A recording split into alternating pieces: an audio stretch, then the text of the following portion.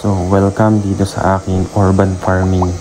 Ngayon ay magkakat tayo ng ating mga bottled water. Ito ay nabili ko lang ng 7 pesos. Kasi mga reject na siya. Ngayon, gagawin natin, ikakat natin siya sa dalawa. Pero ito ang pangit ng pagkakat.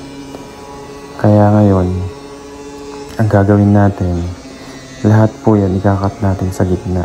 Kaya may mga bottled water po kayo, pwede po nyong gawing DIY para taniman ng mga halaman. So ito po yung kinat niya, dalawang ganyan, tapos yun, may mga 3 pa po tayong ikakat. So ayan po yung aking mga DIY bottled water na Wilkins. Yan po ay nakatanim dyan ay mga talong. Yan. Kung makikita nyo, may mga butas din po yan. Pero talagang tsatsagain nyo lang nabutasin. Gawa ng matigas po talaga or makapal yung plastic ng mga ganyan. Yan. Ito po yung itatanim ko dun sa binabaak na bottled water. Yan, mga pechay po yan. Yan, maliit pa. Siguro mga 4 days old pa lang po yan. Pero itatransplant ko na po yan. Ayan. Ito naman po ay mga nauna na po yan na tinanim ko. Yung 3 yan.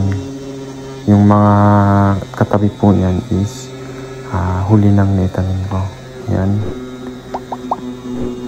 So, gumamit lang po ako dyan ng tain ng kambing, lupa, at yung coco peat. Pinaghalo-halo ko po dyan.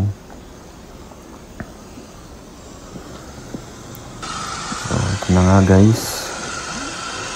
May cut niya na ng maganda. Yung bottled water. Ayan. Yan po. Wala na po kaming sukat-sukat yan. Kumbaga, tantiameter nyo na lang po. Gamitan nyo po ng tantiameter.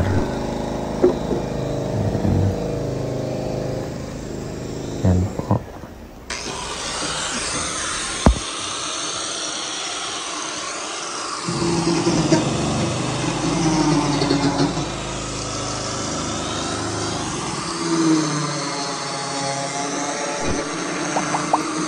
Gumawa nga din yung stand para sa mga kinat namin na bottled water. Ito yung kakalabasan niya. Naka-elevate po yung mga pananim namin. Ayan. Pero sa part 2 po, kasi part 1 po to. So, to be continued po tayo. Next part po ay maglalagay tayo ng lupa at bubutasan po natin at huhugasan natin yung mga bottled water. Guys, please subscribe to my YouTube channel. Thank you.